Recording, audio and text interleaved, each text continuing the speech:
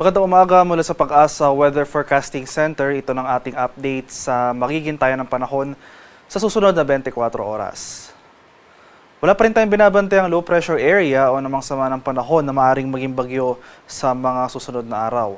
And for today, ay humina na nga yung epekto ng southwesterly wind flow dito sa may Palawan, so hindi na ito umiiral sa anumang bahagi ng ating bansa. At itong easterlies na o yung hangin na nanggagaling sa Karagatang Pasipiko ang nakakaapekto sa silangang bahagi ng Pilipinas. Kaya for today, asahan natin yung mga kaulapan o yung mga tuloy-tuloy na kaulapan at mga kalat-kalat na pag-ulan and thunderstorms dito sa silangang bahagi ng Luzon area. Samantala for Metro Manila and the rest of the country ay magpapatuloy itong generally fair weather ngayong araw, maliban na lamang sa mga isolated rain showers or localized thunderstorms. At para sa magiging lagay ng ating panahon ngayong araw dito sa Luzon, dahil sa epekto ng easterly, sasahan natin itong maulap na kalangitan at mga kalat-kalat na pag-ulan at pagkulog at pagkidlat dito sa area ng Aurora at sa may Quezon. So madaling araw pa lamang, ngayong madaling araw, may mga naitala na tayong early morning thunderstorms sa may Quezon area. Asahan natin na later in the day, mas rarami pa yung mga lugar na makakaranas ng pag-ulan. Since ito nga yung mga lalawigan sa silangang bahagi ng Luzon, so sila yung pinaka-susceptible sa mga thunderstorms sa dulot ng easterlies na since yung hangin nga ay nanggagaling sa Karagatang Pasipiko. Meanwhile, for Metro Manila and the rest of Luzon, ay generally fair weather ang ating inasahan ngayong araw. Bahagyang maulap hanggang sa maulap na papawirin, sasamahan lamang yan ng mga biglaan at panandaliang pag-ulan na dulot ng thunderstorms. Sa area naman ng Palawan, Visayas at sa Mindanao, so generally improving conditions ng ating inaasahan over Palawan sa mga nakarang araw. Itong southwesterly wind flow yung umiral sa area na ito. So wala na pong southwesterly wind flow. So most of Visayas and Mindanao, particular na itong eastern sections, ay dahil sa easterlies, magpapatuloy na itong generally fair weather throughout the day.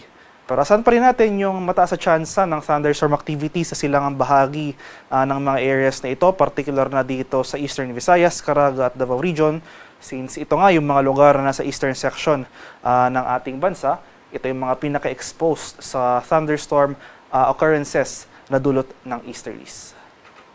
Sa kalagayan naman ating karagatan, walang gale warning na nakataas, at banayad hanggang sa katamtamang pag-alon ang mararanasan sa malaking bahagi ng ating bansa. Gayunpaman, iba yung pag-iingat pa rin sa ating mga kababayan na maglalayag sapagkat kung meron tayong offshore thunderstorm activity, ito yung mga pag-ulan sa ating mga dagat baybay. Asahan natin yung mga pagbugso ng hangin, kakibat nito ang bahagyang pagtaas ng ating mga alon. At para naman sa ating weather outlook sa mga susunod na araw, so starting tomorrow hanggang Wednesday, itong eastern section ng Luzon, magpapatuloy yung mga kaulapan at mga pag-ulan na dulot ng easterlies. So sa ngayong araw, at least for today, itong Aurora at Quezon pa lamang yung mga lugar na makakaranas ng makulimlim na panahon at mga pag-ulan. Pero rarami pa yung mga lugar na makakaranas ng mga thunderstorm activity na dulot ng easterlies sa mga susunod na araw. So from Monday to Wednesday, asahan natin na magpapatuloy yung mga kaulapan at mga pag-ulan dito sa area ng Quezon at Aurora. Magkakaroon na rin tayo ng mga pag-ulan dito sa area ng Bicol Region, pati na rin dito sa Isabela, sa may Cagayan Valley. So maging handa po tayo at alerto sa mga banta ng flooding at landslides, lalong-lalo na kung tuloy-tuloy ang pag-ulan na ating mararanasan.